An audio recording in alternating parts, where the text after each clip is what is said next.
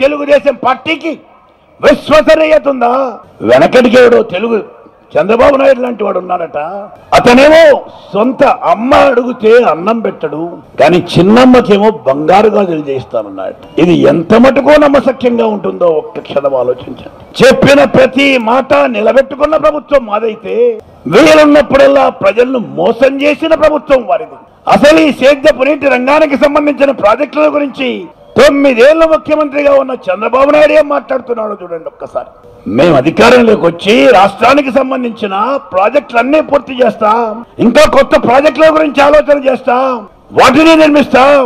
రాష్ట్రంలో అవకాశం ఉన్న ప్రతి ఎకరాకు నీళ్లు బారించే బృహత్తరమైన కార్యక్రమాన్ని చేపట్టి దాన్ని జలయజ్ఞంగా పిలుస్తే చంద్రబాబు అన్నాడు ఇది జలయజ్ఞం కాదు ధనయజ్ఞం అన్నాడు. అసలు ఎక్కడివి మీకు నీళ్లు ప్రాజెక్టు కట్టడానికి అన్నాడు. నిధులు ఎక్కడివి అన్నాడు. నీళ్లు చూపించాం, నిధులు చూపించాం. ఏ ఒక్క చోటైనా అవినీతి ఉందేమో చూపించమని 41 చోట్ల ప్రాజెక్టు కడుతున్న స్థలాలకు వార్తాపత్రికల వాళ్ళను టీవీల వాళ్ళను తీసుకెళ్లి వారి సమక్షంలో బహిరంగ చర్చ పెట్టాం. ఏ ఒక్క చోటైనా అవినీతిని నీవు నిరూపించగలిగావా అని అడుగుతున్నాను నేను. అసలు ఇవాళ భారతదేశంలో ప్రపంచ దేశాల్లో చాలా ఇతర దేశాల్లో లేని విధంగా ఈ రోజున రైట్ ఆఫ్ ఇన్ఫర్మేషన్ చట్టం ఉంది. అంటే ఏ ఒక్క ప్రభుత్వ ఫైల్ అయినా, ప్రభుత్వానికి సంబంధించిన ఏ ఒక్క డాక్యుమెంట్ అయినా ₹1 ఫీజు కడితే చాలు దానికి సంబంధించిన కాపీ ఇవ్వమంటే వెంటనే ఇప్పించవలసి వస్తుంది. ప్రభుత్వం ఇవ్వటం బాధ్యతగా ఒక చట్టాన్ని చేసింది ప్రభుత్వం.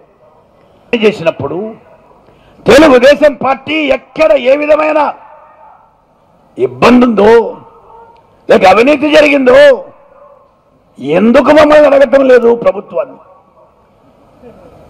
ఎందుకు ఫలానా ఫైల్ కావాలి అని చెప్పి అడగటం లేదు ప్రభుత్వాన్ని? ఆ చట్టం మేరకు కేవలం అధికారంలో ఉన్న ప్రభుత్వాన్ని బురద జల్లే కార్యక్రమం చేస్తున్నారు తప్ప మరొకటి కాదు. మీరు అధికారంలో ఉన్నప్పుడు ఒక్క మంచి మేలు చేయలేకపోయారు. ఇవాళ అధికారంలోకి వచ్చిన కాంగ్రెస్ ప్రభుత్వం ఎంత పెద్ద ఎత్తున ప్రాజెక్టు యొక్క నిర్మాణం చేస్తూ ఉంటే మీ అందరి కళ్ళ ముందు ప్రాజెక్టు యొక్క నిర్మాణం కళ్ళకు కట్టినట్టు కనపడుతుంటే వీరి గుండెల్లో రైళ్లు పరిగెడుతున్నాయి. మొన్న మధ్య కూడా అన్నాడు చంద్రబాబు నాయుడు స్వయంగా, అసలు ఈ రాష్ట్రానికి ఈ ఇరిగేషన్ ప్రాజెక్టులు, కాంగ్రెస్ ప్రభుత్వం చేపట్టిన ఇరిగేషన్ ప్రాజెక్టులు గుదిబండలుగా తయారవుతాయి అంటున్నాడు. తాము అధికారంలోకి వస్తే ఈ ప్రాజెక్టు యొక్క నిర్మాణాన్ని మళ్ళీ పునఃసమీక్షిస్తానంటున్నాడు. అంటే ఆయన ఉద్దేశం వారి కూటమింటూ మహాకూటమింటూ అధికారంలోకి వస్తే ఈ ప్రాజెక్టు యొక్క నిర్మాణం ఆగిపోతుంది, ఈ ప్రాజెక్టు నిర్మాణాన్ని ఆపివేస్తారు వారు, పోలవరం ప్రాజెక్టు జరగదు, గోదావరి డెల్టాకు సంబంధించిన ఈ సమస్యలు మరింత అధికమవుతాయి తప్ప సమస్యలు తీరవు వీరు అధికారంలోకి వస్తే అనే విషయాన్ని మనం చూస్తున్నాం. మీరు ఏ ఒక్కరైనా గుండె మీద చేయి వేసుకుని మీ ఆత్మకు జవాబు చెప్పండి. పొరపాటునో గ్రహపాటునో 2004వ సంవత్సరంలో ఆ రోజు జరిగిన ఎన్నికల్లో పొరపాటునైనా తెలుగుదేశం పార్టీ అధికారంలోకి వచ్చి ఉంటే ఈ రాష్ట్రంలో రైతాంగానికి ఉచితంగా కరెంట్ వచ్చేదా? ఇంత పెద్ద ఎత్తున ప్రాజెక్టు యొక్క నిర్మాణం జరిగి ఉండేదా? ధాన్యానికి సంబంధించిన వరి ధాన్యానికి సంబంధించిన కనీస మద్దతు ధర ₹580 నుంచి ₹930 పెరిగేదా క్వింటాల్కు? రైతాంగానికి సంబంధించిన బకాయిలు పడ్డ రుణాలు పూర్తిగా మాఫీ అయ్యాయా? రుణాలు లేని రైతులకు కూడా ₹5,000 ఉచితంగా ఎప్పుడైనా ఎవరైనా ఇచ్చి ఉండేవాళ్ళ?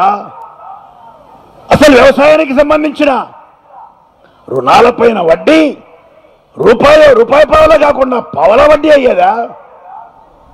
రైతు కూలీలకు కావలసిన విధంగా అడిగిన వెంటనే జాతీయ ఉపాధి హామీ పథకం లాంటి పథకాన్ని ఇచ్చి ఏ ఒక్క రైతు కూలి అడిగినా కనీసం 80 రూపాయల కూలితో సంవత్సరానికి 100 రోజులు పని కల్పించాలనే చట్టాన్ని ఏర్పాటు చేసి ఆ చట్ట ప్రకారము రైతు కూలీలకు పనులిచ్చే ఏర్పాటు జరిగి ఉండేదా? నా అక్కలు చెల్లెళ్ళు డ్వాక్రా మహిళలకు ఇవాళ ఒక్కసారే ఈ ప్రాంతానికి సంబంధించిన 138 కోట్ల రూపాయల రుణాలు నా అక్క చెల్లి డ్వాక్రా మహిళలకు పావలా వడ్డీకి వచ్చాయా?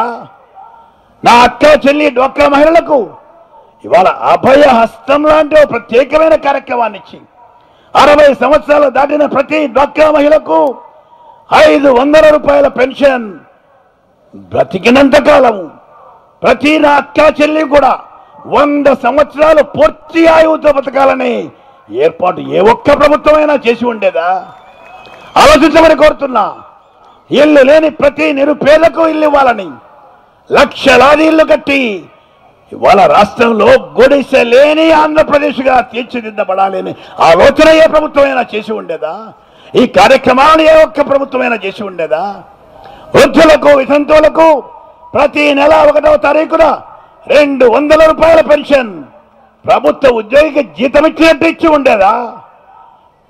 వికలాంగులకైతే ప్రతి నెల 1వ తారీఖున 500 రూపాయల పెన్షన్ ప్రతి నెల 1వ తారీఖున జీతం ఇచ్చినట్టు ఇచ్చి ఉండేదా?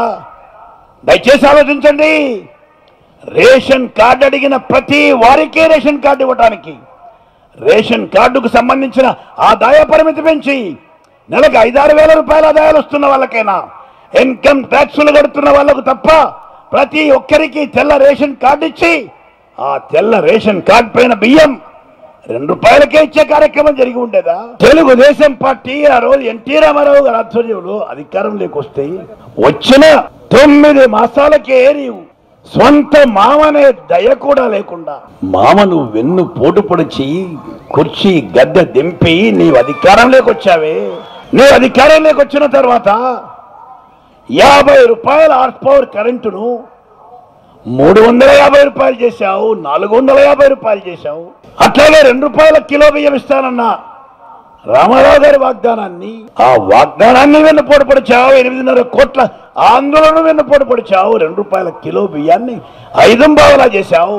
ఇవాళ కాంగ్రెస్ పార్టీ నీవు 5 పావలా చేసిన బియ్యాన్ని మళ్ళీ మేము 2 రూపాయలు చేస్తే చంద్రబాబు నాయుడు ఏమంటున్నాడండి? నాకు అధికారం ఇవ్వండి, అసలు 2 రూపాయలు కూడా అవసరం లేదు, ఉచితంగా బియ్యం ఇస్తాను అంటున్నాడు. తాను 9 ఏళ్ళ అధికారంలో ఉన్నప్పుడు 2 రూపాయల కిలో బియ్యమేమో 5 పావలా చేసిన వాడు.